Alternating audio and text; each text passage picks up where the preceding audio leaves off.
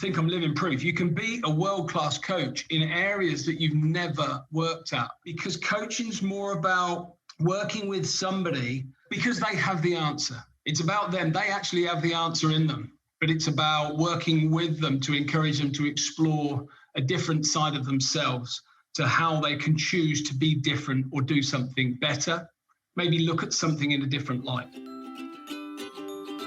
Welcome to the HR L&D Podcast with your host, Nick Day, CEO and founder of JGA Recruitment, specialist HR recruiters.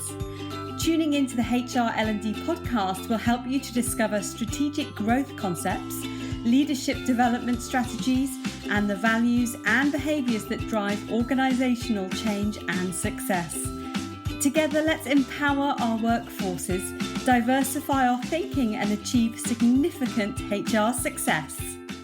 Hello and welcome back to the HR L&D Podcast. Today I am joined by Graham Ravenscroft, lead performance coach at Gateway HR. Now, Graham is not just a business performance coach. He's also someone who has supported the development of athletes at every major global championship, including the London Olympics. Now, alongside his business coaching, Graham has worked for England Athletics as a national coach mentor for high jump, where he also develops the skills and experiences of coaches on the National Coach Development Programme, where he is helping to develop the UK's best athletics coaches. But more recently, on the business side of things, during the last 7 years, Graham's also been providing coaching support across many areas of business performance, where he's helped companies develop a culture of excellence within performance by utilising goal setting, strategic planning, leadership coaching, team building and more to really maximise team and corporate performance. Now, Graham also possesses a level 5 diploma in stress management, and he regularly delivers training on resilience as well as on recognising those signs and symptoms of stress, which I'm sure we're all being more familiar with during the recent 10 months and this pandemic. Now, performance is a subject that's really close to my heart. I cannot wait to get started. So I'm going to begin. Welcome to the show, Graham. How are you feeling today? Nick, I'm great. Listen, thank you so much for the invite. Always a great pleasure to chat to anybody that's interested in people and performance, and to share some of my experience. So really looking forward to this. Thank you. Me too. Now, for those that know me, I'm a huge lover of sport. I will profess to being a qualified level 2 triathlon coach myself, not quite as experienced as you though, of course, but I would love just to kick off this podcast by asking a question that I really want to ask, which is, can you tell the listeners a little bit more about your background today, and in particular, some of your career highlights? Yeah, of course. Thank you. That's very kind. So it began 35 years ago now, would you believe? I was an international junior athlete myself, long jumper. My coach at the time suffered from some illness, tragically, and I took over even at my 20th year of life, coaching the squad that I was working in. The club said, this is fantastic, and if you want to continue, but you'll need a qualification. So they put me in it, and there began the journey. My love for it, the coaching, the buzz, everything about it, and it's just become a lifestyle and a way of life. It has to be successful. Just to give you some highlights on that journey, I guess I went through all the processes until I reached the opportunity to work for and acquire a distinction in the IAAF's Level 5 Elite Performance Coach. I've held a number of roles within the organisation purely on a consultancy basis, including like event group manager, for developing coaches. And as you alluded to earlier, I spent just under 8 years as a consultant working on the National Coach Development Programme, where my role there basically was as an experienced coach to create opportunities of personal development and learning for 26 of our top coaches. It was a fantastic time for me. And again, my learning at that level, of course, I speak at national and international conferences as well on some of that learning. On a personal athlete level, as you said, I've been really fortunate to work with some talented people and supported the development and contribution of performance progress to 4 Olympic athletes. 2012, of course, I played a huge part in heptathlete Louise Hazel. That was the 2012. There's a number of other people, and I also work with a Paralympian, Jonathan Broome Edwards, who's one of my world champions. So 2 world champions, just to let you know, probably 15 years ago now, I was first invited to travel as part of a British team to a major champs. And there began the journey really of learning so much about what I think high performance looks like in that kind of playing field. And being a part of a team that is responsible for creating and then maintaining that kind of environment where these high performers have the ability to be the best version of themselves in that moment.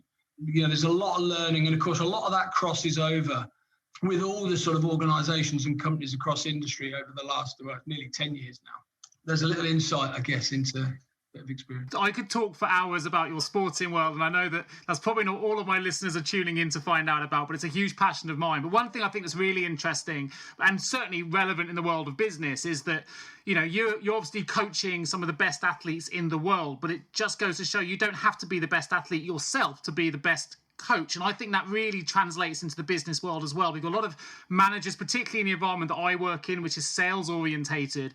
You often feel that pressure as a manager of you have to lead from the front, you have to make the most sales, or how can I possibly inspire those below me, to live up to my expectations if I'm not the best. But actually, as you've shown in your experience, I'm sure you've worked with many other elite coaches as well, where you can be an amazing coach doesn't mean you're also an amazing athlete. Does that make sense? It makes absolute sense, and it's as if you've seen one of the opening slides from my CMI coaching and mentoring course that I deliver.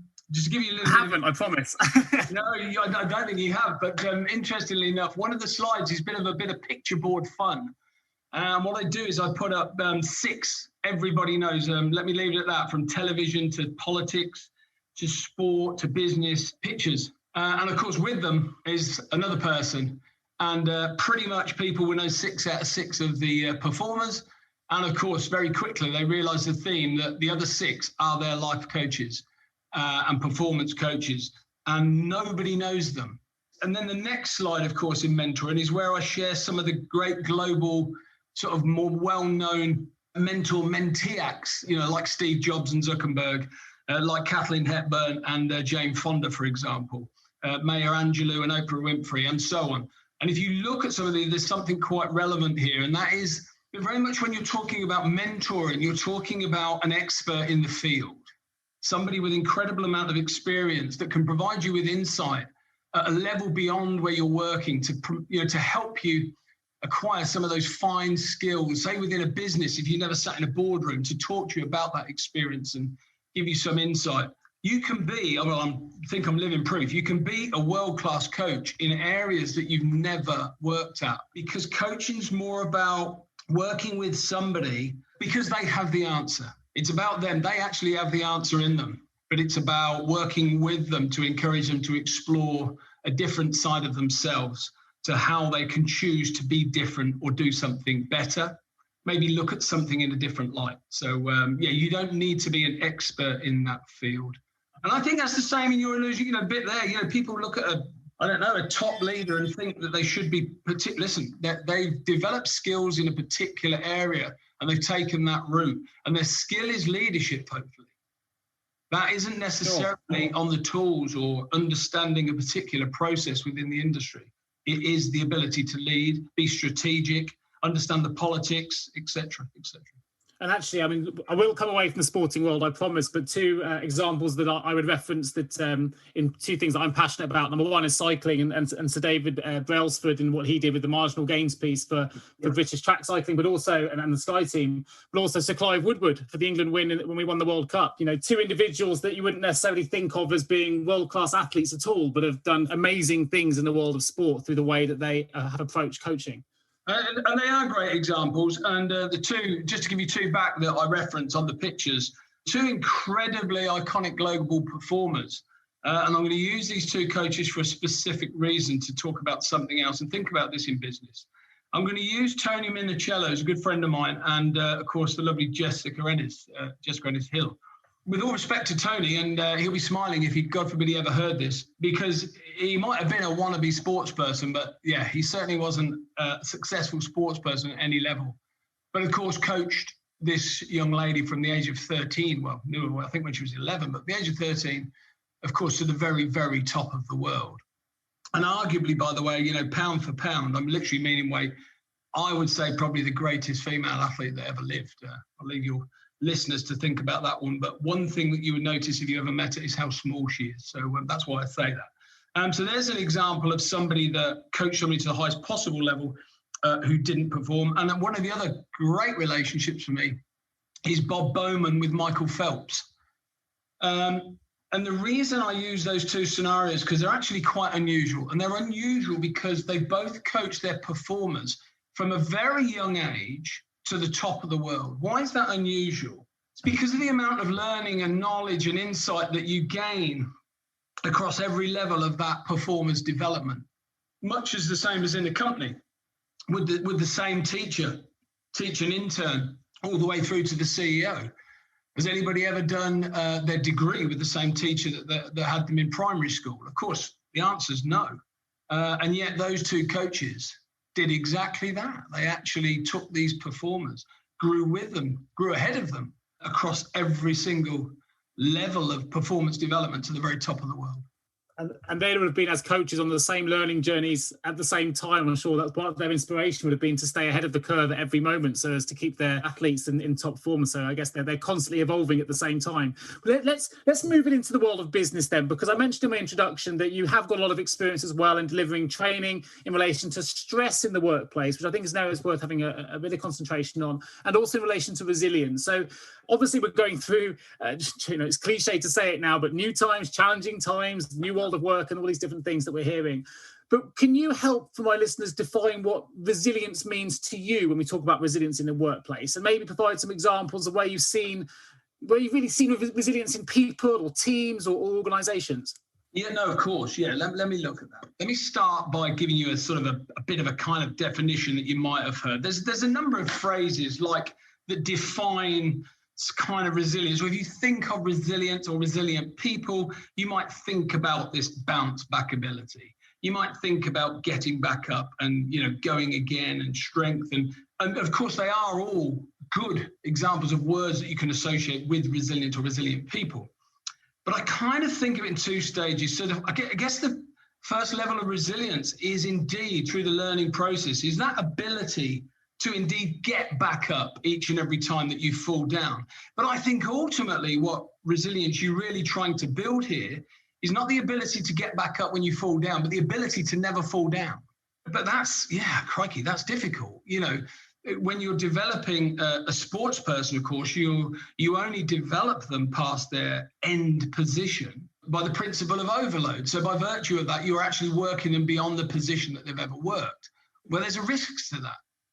But it's the same in business. When business enters new territory, where are the weaknesses? The truth of it is we don't always know. But there are a couple of areas that I will share with you when the time's right in this podcast to sort of offer you some thought of a few fundamental areas to look at. But that's the same thing there. And of course, when things come up and challenge us, much like we've all lived over this last 12 months and continue to live, I'm sure, well, don't want to downhearten everybody, but probably the next 12 months and I guess to some degree beyond, maybe changing the way we live permanently. But of course, people have had to adapt. They've had to find new ways of working. They've had to maybe change what they do, change the way. And it's that kind of, that's the way I think to think about it. Let me give you an example again in my world. I made reference to Jonathan Broome Edwards. When I started working with him, this guy is a disability athlete born with talipes and clubfoot. So he has a left leg, basically in simple, that doesn't move, hinge exactly the same as everybody else's. He has limited flexion, a particular plantar flexion, and of course, very different, significant hypertrophy in both legs. If that wasn't bad enough and challenging, what we're trying to do is create this robust athlete. Now, in 2018, he became world famous for all the wrong reasons, and that was he became the only known talipes athlete in the world to fully rupture the Achilles tendon in that leg. So I started working with him literally as he was in plaster. He came to me and approached me, and we put a team of people together to bring him back from that. And I'm delighted to say at the back end of 2019, literally 18 months to the week, not only did we get him back and get to Dubai to the world champs, but he won it. So, quite a story. And I think, listeners here, no interest in sport, don't miss what we're talking about here. I think you need to kind of see resilience in a way that says, what could go wrong? And actually, if we can't foresee it and it goes wrong, it's the ability to act in that moment to halt. The first thing you need to do is reduce any potential or minimize any potential harm that could happen as a result of that event. And then, of course, it's about trying to get back on track or working in a different way or a new way or a limited, restricted way that actually then prepares you for each and every next stage to get back to whatever the future goal looks like. Have you ever asked yourself, how can any recruiter understand my HR recruitment challenges? Please don't give up on your hiring challenges just yet. Here at JGA HR Recruitment, we appreciate the difficulties associated with attracting, recruiting and retaining top human resources talent. We also understand just how costly a poor hire can be. JGA HR Recruitment would like to partner with you to help you overcome your hiring challenges. Contact us today on 01727 800 377 or visit jgarecruitment.com to find out more. With my experience of just reading about resilience, talking to other leaders about resilience, is sometimes there can be, I guess, from my perspective, a misunderstanding about what people mean by the term resilience. And what I mean by that, if you look at sport references, you'll often hear football managers talking about the character of their team, and often they're referring to the resilience of their team under difficult circumstances to prosper or to come through a difficult situation. But often people when we talk about resilience, they think that means that they can't ask for help. They've got to show strength. They can't show weakness because they have to just keep pushing forward. And actually, from my perspective, and I'm sure from you as well, that's not what it's about. Actually, it's about, as the individual did code to you with his elements, sort of went to you and said, I need some support. Where do I go? And resilience can also be about asking for help and asking for some assistance, I'm sure. But I wonder if you could just expand a little bit more about what resilience means to someone where you have got a lot being put on your plate at the moment, particularly in HR and payroll and these kind of industries where you've got furlough calculations and legislation changing all the time, people dealing with redundancies. It can become overwhelming. And it can be scary to show to others that you are feeling overwhelmed, but you also want to show your resilience to it. So if that was the kind of case in point or example, how would you react to that kind of situation? Or how would you advise or coach someone in that kind of situation? Listen, it's a really good question, and I like the direction. So let me try and give you some answer to that. I think one of the most important things is when you're in a moment like that, and we're all getting in that moment, this resilience in that sense is about being able to survive, isn't it? It's about coming out of the other end. If we look at it in that sense, you have to be able to think what it is that you need, maybe where your strengths are to use them, what actual weaknesses do we have, and how do I deal with that? How do I minimize, I said to you, the negative effect of a lack of resilience in a particular area. So for example, if we need to diversify the way we work and we require different skills to do that, to get us through, working from home, where we were working in the office, then of course it's about considering where that is. Where is that information? And you're quite right, is to go and look for it and ask for it. Exactly what Jonathan did. He's looked around and he's gone, actually, when I look at the situation, the people I'm working with now, will these people have the knowledge and insight and leadership to actually deliver me to where I want to be? And he made a choice that he wanted to change that. He trusted in me to have those skills.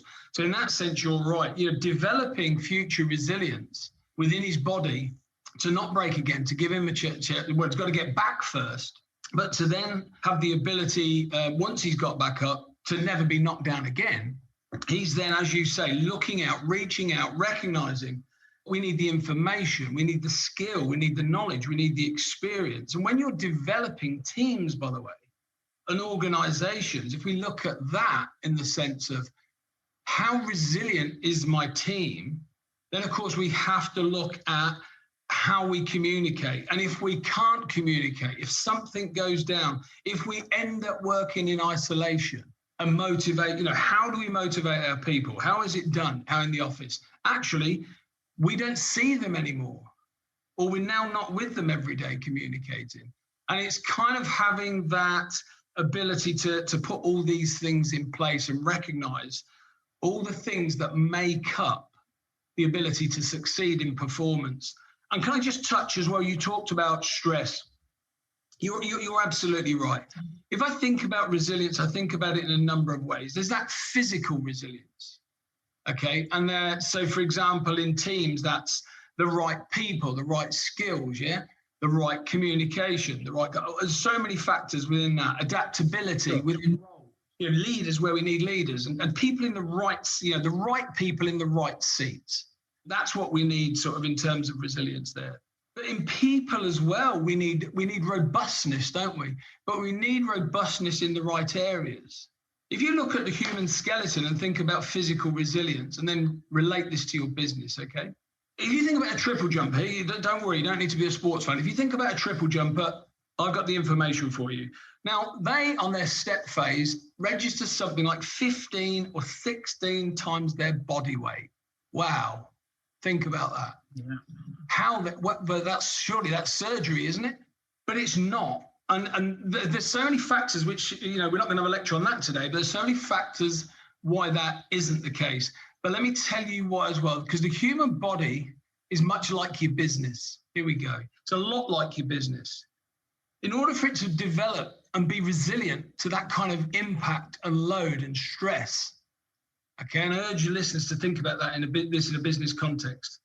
What the human body has is it has areas of the body which are designed not to flex, not to move. Stiffness, okay? There's a reason they have to be stiff. And then, of course, exactly the same, there are areas of the business that are designed to flex, that stiffness would cause a problem.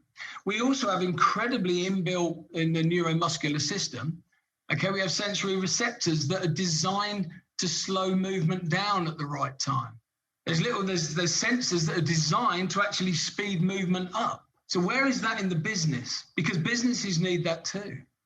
Sure. They need a process or a person. And I kind of think, to understand really what makes individuals resilient in a physical sense is actually not too dissimilar in looking at cross departments and how departments work together to share the load. So I'm a visual learner, so I'm loving this. I think it's a great example. I just had images of the whole skeletal chain, as you say. The impact of the load might be isolated in your mind at the knee, but actually it goes through the full chain all the way through the skeletal system, right? That helps burden that load. And I was picturing that with different departments and different managers and all the different things and different components that make up a business. So for me, it was a great way of putting it. And stabilise, you just reminded me, there's another thing. We have stabilizers in all of our joints because the joints are supposed to move in a particular direction or directions or have a particular range. And we have stabilizers. Who's the stabilizer in your business? When we start to go off track, when we flex too much, who recognizes it? So it's kind of that physical makeup. Now, you talked about stress. Let me talk about that one because there is a mental resilience, isn't there? Now, there's this ability to get back up. We talked about that. But I think, I really work. I'm going to urge you all at the end of this to think past this. I'm not saying that isn't a demonstration of resilience because it is getting back up. It's a requirement. Let me give you a quote. There's a quote from a book, Bounce. I don't know if anybody's read it. Your viewers, a fantastic book, a guide by Matthew Said. I've read it. And it's about resilience. And he said, it's a fact that top ice skaters fall down more in practice than they do in competition. So excellence is therefore about stepping outside of your comfort zone, training with the spirit and endeavor, and expecting the inevitability of trials and tribulations. Progress, therefore, is in effect built upon the necessary foundations of failure. And so that's that kind of resilience that we need to accept that we do have to get back up, because working past your end position, we're going to be required to make decisions on information that we've never seen before. We're going to be asked to sort of, stop, take action and stuff for the very first time. So there's that element of it. Now, in terms of the stress element, I think this is what you decide. I think this is worth just a minute of time here to reflect on the severity. There's stuff that goes out. Listen, as a really interested stress management consultant who 10 years ago spent 18 months of his life putting together 104 words to get a qualification. It's about the practice since. But 30 years, by the way, in the fire service, I haven't even mentioned that. That was the day job for all of this coaching. 30 years of whole-time fire service. Ended in 2017. And when I looked at that, and then I looked at people at the Olympic Games, I started to consider how much of a massive impact that stress is on performance. Okay, so if we're trying to build mental resilience, and do we need to? Yes, we do. When Theresa May in 2017 commissioned the Stevenson-Palmer report, she did it for a reason, because the cost at that time to the British government was between 24 and 27 billion, billion pounds a year. In 2016, for the very first time, there were over 500 million separate cases in this country. And that's growing. I know the latest figures, 2020, were in excess of 600,000. Right. So we do need to be scared of it, because it's costing us. It's costing us in days at work. What it's also doing is actually massively affecting this team and organizational resilience. And I'll tell you for why, because when somebody's off with stress, what statistics say is the average amount of time off per case is 23.9 days. So this isn't like 2 days with a cold. This is significant loss. Now, you're not replacing those people. The average person isn't replacing those. So who picks up the load? The rest of the team. So it's kind of the knock-on in terms of that stress load.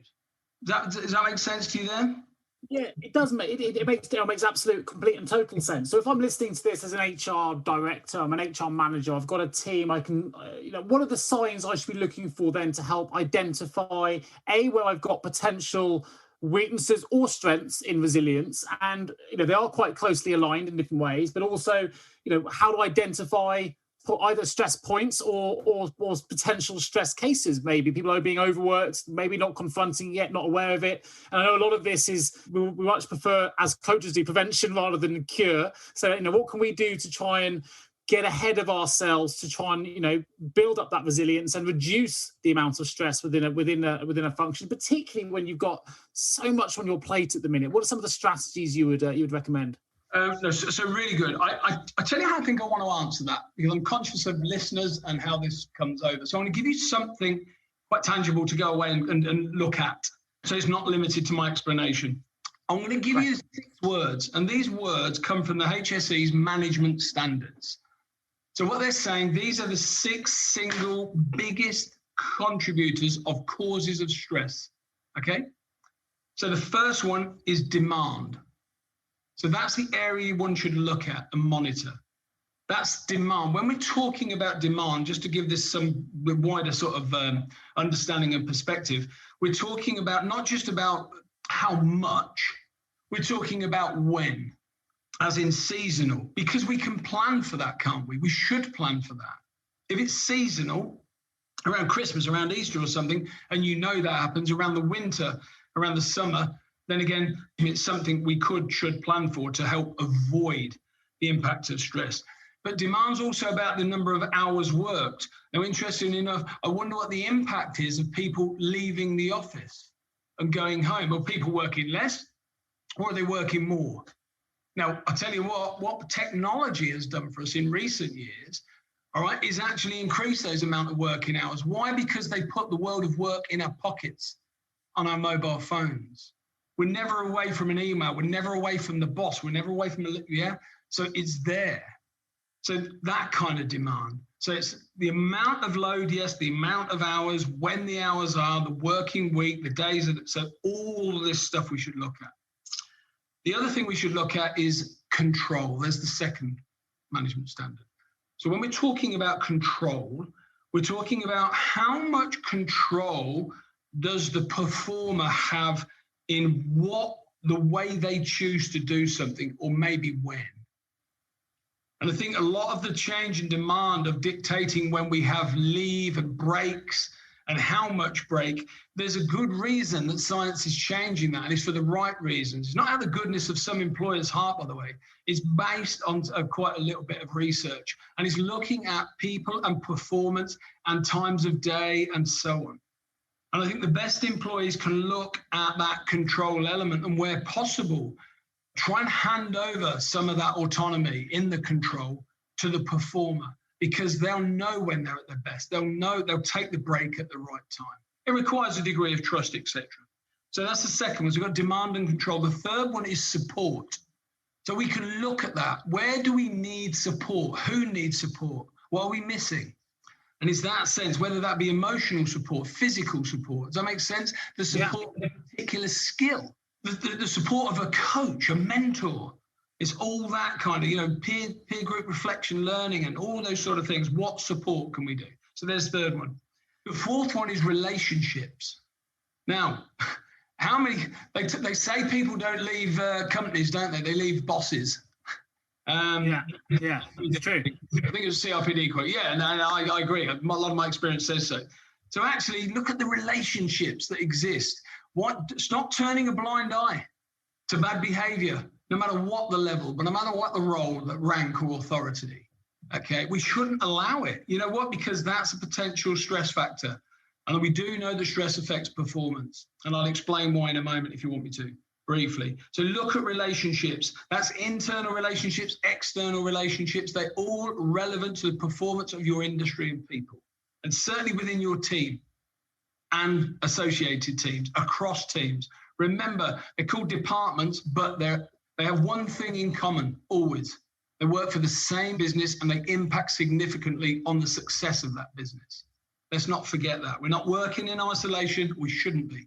We're working as part of a human skeleton, but we're just doing it as a business. And every joint is a different department. And fluid mechanical efficiency occurs because we work and all those parts work together. Exactly the same as business. The last two is change. Now, here we go.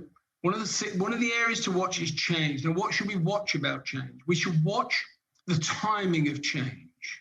We should look at the relevance or potential impact of change that we know about on the people. We should look at the speed of the change, why we are changing, and have we got there's so many factors, but look around change, start to identify areas of significance, because that's a big causer. And the final one is role. Now, this is to do with conflict of understanding, conflict of interest, crossover in terms of authority. Just make sure that there is absolute clarity around the purpose of everybody's role. No crossovers in terms of responsibility. No conflict that isn't dealt with. All these potential factors. So just to recap, 6 areas in answer to your question to look at to minimize the effects of stress in the workplace: demand, control, support, relationships, change, and role. Okay. Excellent. And you did say you could briefly mention how stress can impact on performance. So, may I ask for your experience in that area? Yeah, for sure. Okay. Let's not get too scientific here, but I'll answer it in the quickest way. I don't know if the viewers or listeners, have ever heard of a sympathetic nervous system. The sympathetic nervous system and the reptilian brain, that triggers it. What's it for? It has one purpose and one purpose only: survival. That's what it's for. Goes back to prehistoric times, early man, woman, saber-toothed tiger jumps out. We need to react. To survive, it needs to be instant. So understand, this is so relevant. The reaction of the stress response is 100% involuntary. Oh, so how do we train it? You don't train the response. It will always be involuntary. But what you can train is the perception of the threat. So, for example, if I take my fire service days, imagine being on a fire engine, fire appliance, and you've been in 30 years, and you drive around the corner, you see a particular incident, flames and stuff like that. That person is going to have seen that so many times, lived to tell the tales, worked out lots and lots of ways how to deal with it. That's going to be a very controlled, thoughtful response. They're going to be acutely aware, aren't they, of the world around them. They're going to be in control of their thought process. They're going to have the ability to communicate calm and rational. They're going to believe that they can bring this to a close safely. They'll have confidence in their own ability, yeah? They'll be enthusiastic, all these things. Now let's skip around the whole level of that and look in the back, and we've got a brand spanking new, fresh out the box, new firefighter who's just come out of training school, sees this for the first time. Imagine the reaction. What they're seeing a genuine threat to themselves. This is a threat. I could die here. So actually what happens in the stress response is a number of things. You get physiological, emotional, and behavioral adaptations that occur to keep you from dying, basically, surviving. So give you a couple of these. So the joints stiffen, because if we're going to pack a punch, against saber-toothed tiger, we can't be floppy. We need to be really stiff. We've got to, if we're going to outrun them and react and speed off quickly, we need to be stiff. Our heart beats faster. Adrenaline is produced to ensure that the heart keeps beating faster. There's stiffness again in our neck. Our gut shrinks. Our pupils dilate. Our vision, what happens to our vision, by the way? It narrows. It narrows so massively because we are looking to land one punch to survive. We're looking at the smallest gap that we might get through to get out of this scenario. Now, how many of these do you think are conducive to controlled, enthusiastic performance? Listen, when we're in tough situations, we need people that have the ability to still be acutely aware of the world around us, that have control within their breathing, that are not got tension, headaches and dizziness brought about this stiffness in their neck and shoulders. But yet this is the response. So actually what we do, how do we deal with this? How do we prepare this stress response to actually not sit? We give people skill, right? We also give them knowledge so their confidence goes up, not the same threat. If they're going to give a talk to the boardroom, we prepare, we don't just throw them in there, we prepare them for it. We give them support, we give them training. We might do a practice run. Does this all make sense? So that actually so the perception of the potential threat is not the same as if we're just thrown into it.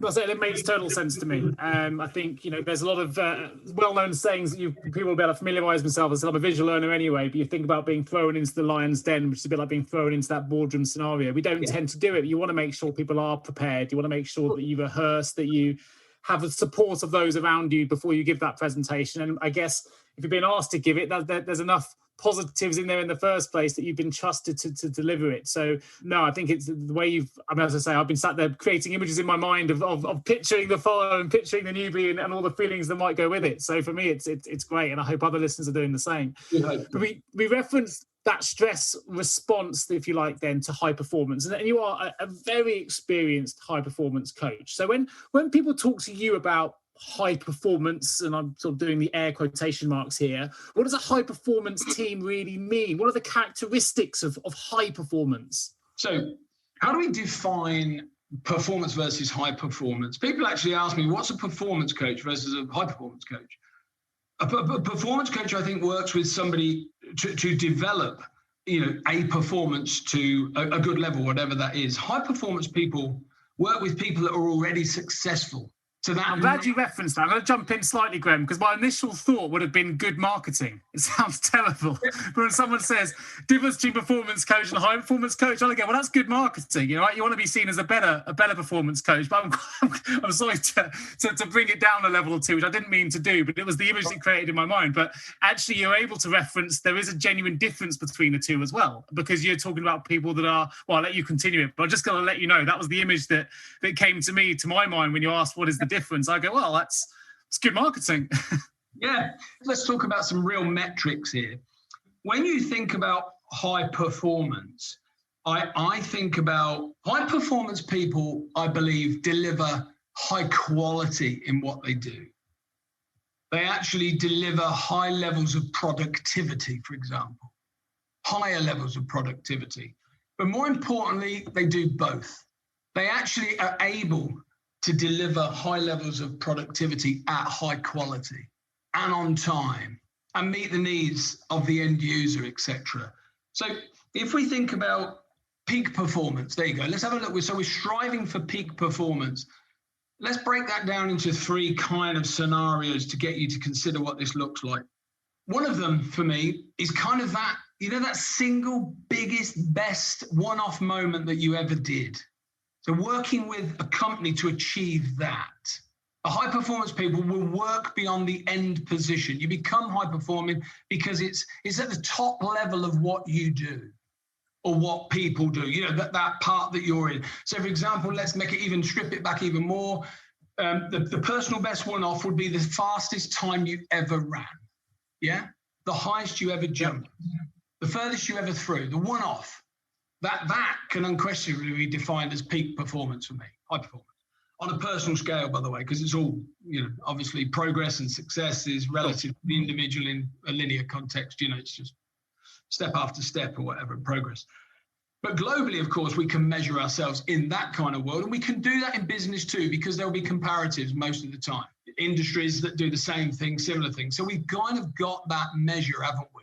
So we know what that single moment looks like when we did better than anybody had ever done, yeah?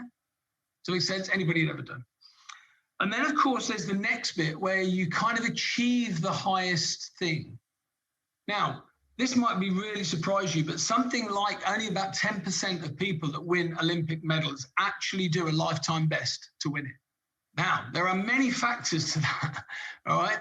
But what we're saying here, so in industry, is not necessarily the most we've ever produced in a day to win this, but the amount that we needed to win the biggest deal. So there's a day when we produce more widgets than we've ever produced. Wow, what a moment. And have a look at that's high performance. High performance is also producing enough to win the best possible deal.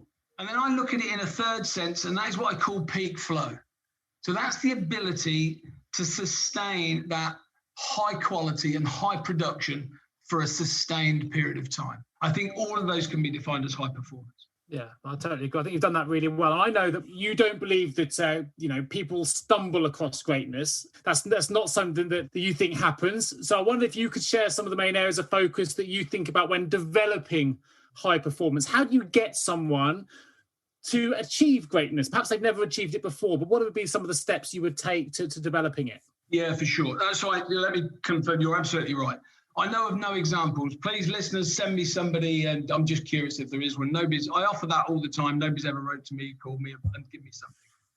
The people I work... They reference it in Bounce as well, don't they? The book Bounce is all about, developing it over 10,000 hours of meaningful practice and things like that. You generate it. So people don't just stumble across it. It's literally very carefully thought about. It's performance gold. And then there's a strategic approach generally. Like I said, we don't sort of follow our nose and get lucky.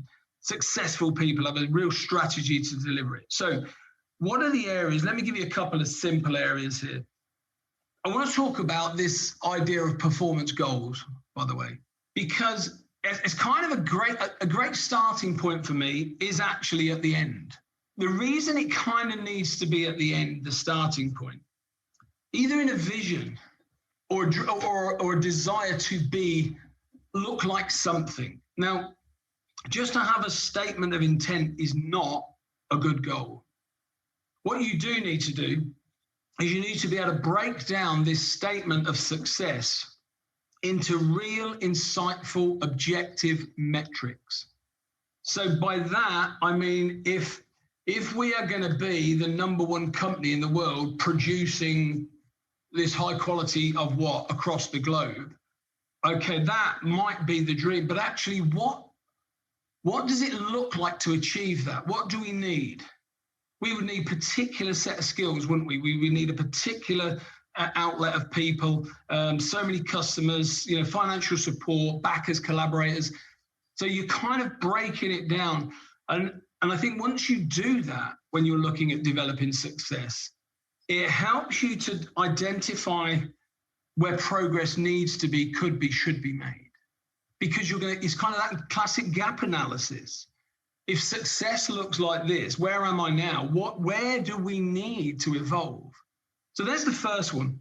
The second one, of course, when you've done that, is to involve everybody in the business. Because by involving everybody, you have they're enthusiastic, they're engaged, they take ownership as much as possible, and you collect ideas.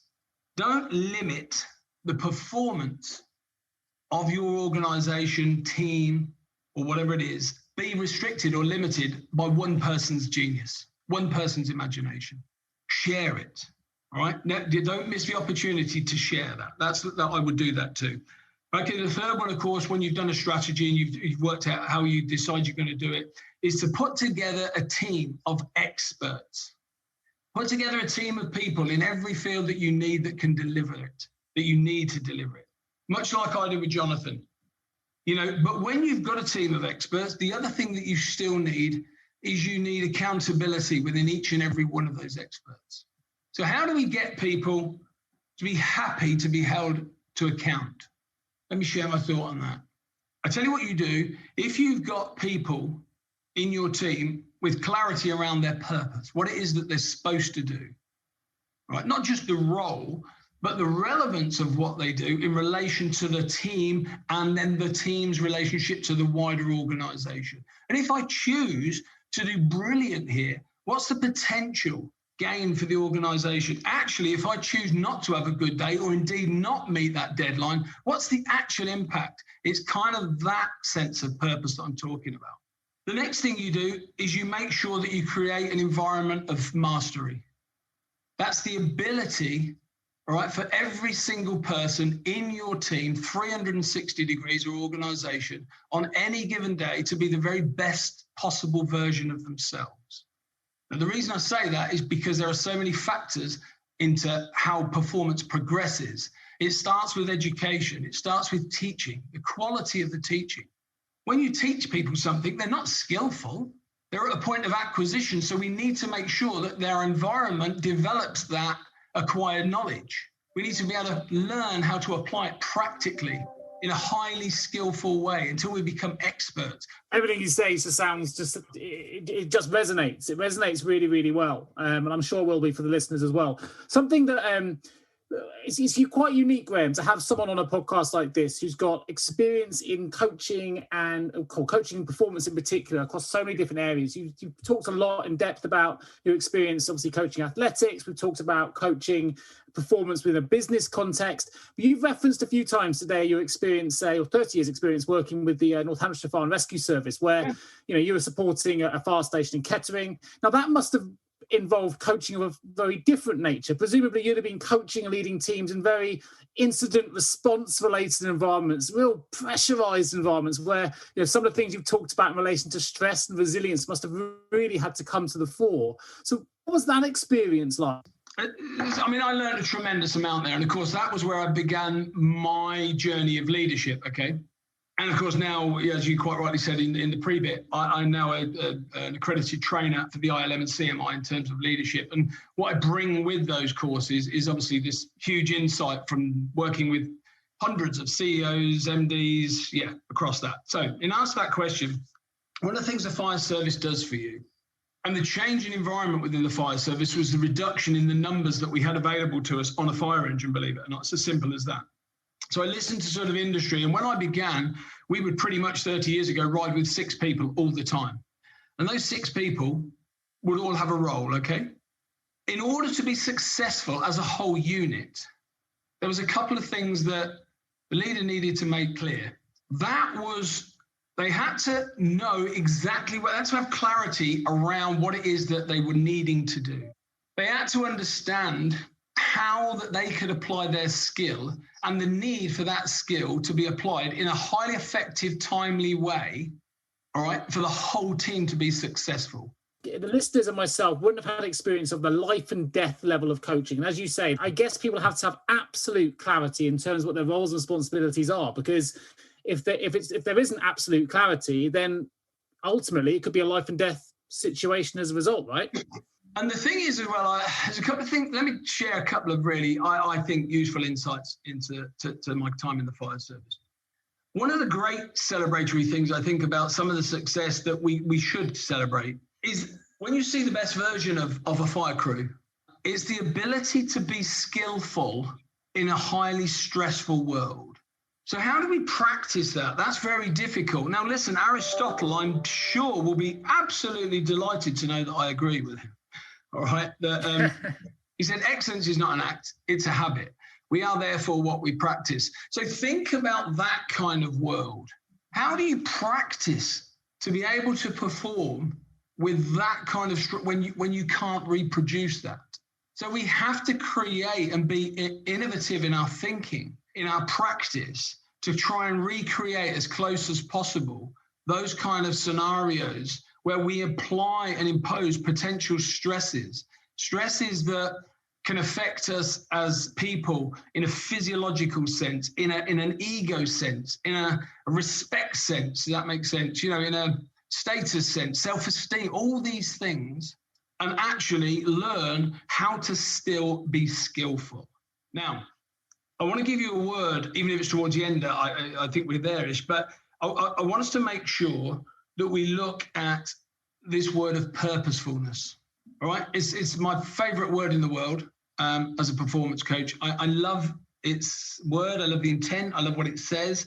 If you want to be excellent, all right, and excellence is a habit, it means we have to practice in a very purposeful way.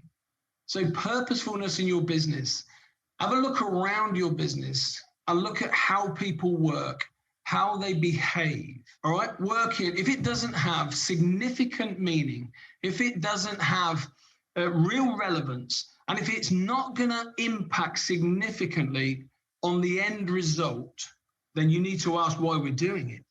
And then we start to move in a world of culture, and there's another podcast for another day, and I'm sure. Wow. Yeah, huge. It's a great way. We've kind of gone full circle with it as well, which I think is brilliant. And purposefulness, again, relates back to the book you also mentioned. I'll put a link in the episode notes to bounce, because that talks about purposeful, meaningful practice in there as well. But listen, I've got a huge amount of respect and admiration for everything you've done, Graham. It's been a fantastic talk. It's been a whistle stop. I can't believe how quickly the time's flown. So thank you so much for your insights. I must ask, actually, well, while it's in the news today, I read this morning that the Tokyo Olympic Games still going to go ahead as scheduled this year. But if it does, are there any UK athletes we should all be looking out for that you've been involved in coaching, or that we should all keep our eyes on? Okay, so there's a couple of people I think keeping your eyes on that I know very well, but I've not been involved with. Of course, the ladies' time to play this year for sure.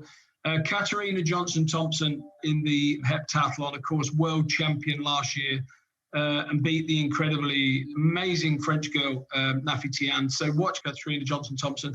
I think Dina Asher-Smith, of course, who, first British athlete ever in history to win 100-200 gold double last year in Doha.